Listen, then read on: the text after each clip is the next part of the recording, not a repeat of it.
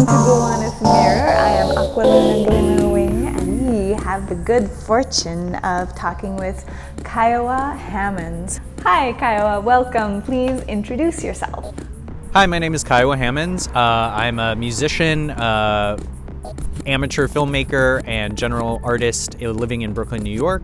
I play in a lot of different groups, including a collaborative project called Hot Hands Collective, as well as setting up a show, now infamous show here at Mirror in the Woods Tea House called Stimulus Progression, which catered to avant-garde musicians and visual artists. So yeah, I've been just playing music and making art in ways I can here in New York for the last 12 or 13 years. How did your journey with music start? It actually was in high school. Me and my bunch of friends, we were kind of outsiders, didn't really have a lot going on, and we just started playing music together, mostly as pranks. So, you know, we would go crash parties where we'd set up instruments or play. We'd go in front of Walmarts or the shopping mall and unplug soda machines and plug in our equipment there until they kicked us out. So those first years was just kind of just having fun with it, and I'd play mostly keyboards that friends would loan me. And then when I really got serious about it was when I got my first saxophone, my alto saxophone. I got it off eBay, and it was after seeing a Steve Lacy concert, and I was just so struck by it. And I didn't know if I would ever know how to play saxophone or what it would sound like, but it was just, I just really wanted to feel the physicality that I saw in that performance. And so, yeah, I started that way. And since then, you know, as time progressed, you start playing in bands, you start figuring that stuff out. Then eventually I started figuring out things that I wanted to do personally with music. And it kind of just grew organically from there. What has inspired you the most?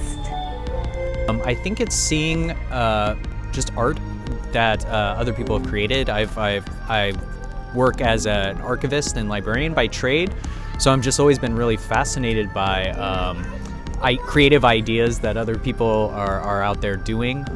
And you know, back in the olden days, it was museums and galleries and shows. And just that really inspired me and always makes me get ideas flowing for other projects of my own.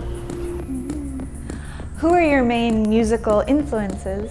There's so many. I'm always just looking and buying records, and just you know, people throw me music that they like, and I'm just trying to be as much of a sponge as possible.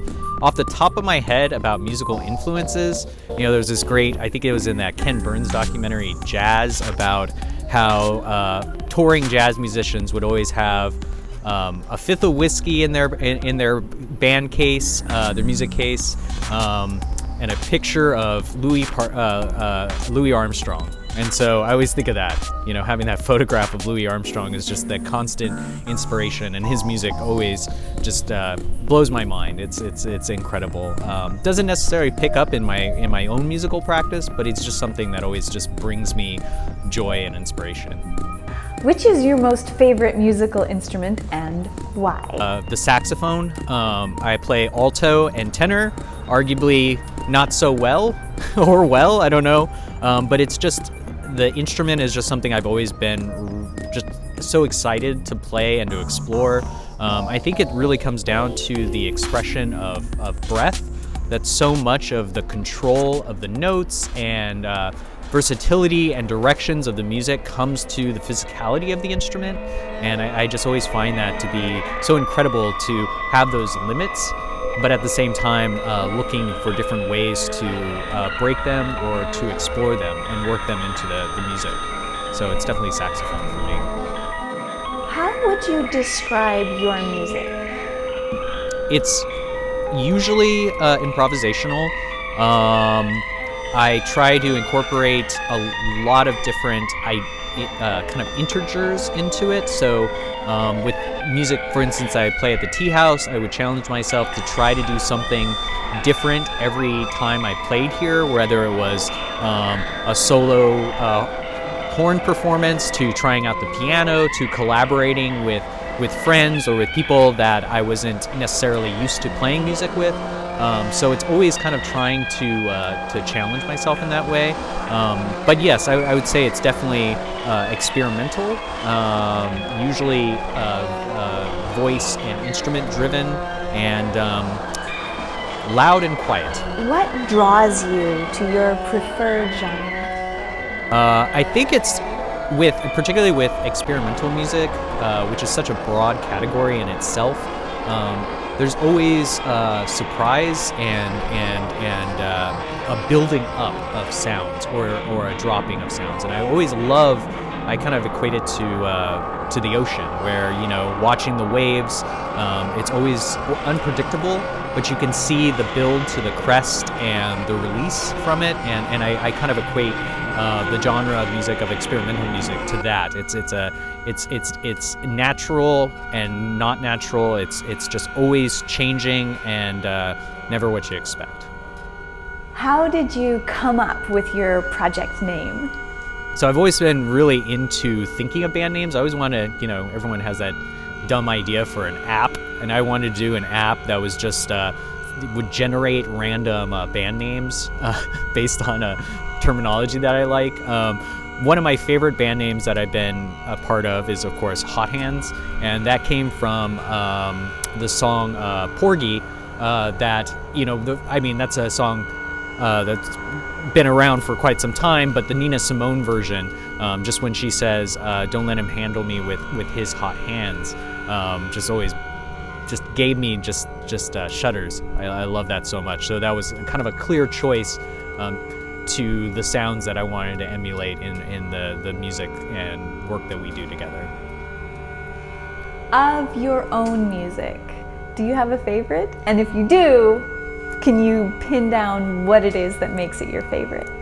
It's I think a lot of artists will say this, but it might be just the last work that I have done. And one that really comes to mind is the Hot Hands Collective worked on a soundtrack during the pandemic months, most of the summer, and it was a unique experience. It was completely based on just sending each other's tracks of vocals and music and then mixing them down. It was for a film by a friend of ours, David Torres, and it was myself, Dayon Huff, and Josh Aruja. And it was just a great project. It was chaotic. We, sending pieces and fitting them together like a puzzle. But I was just very happy with the results. And hopefully you'll be hearing that online sometime soon.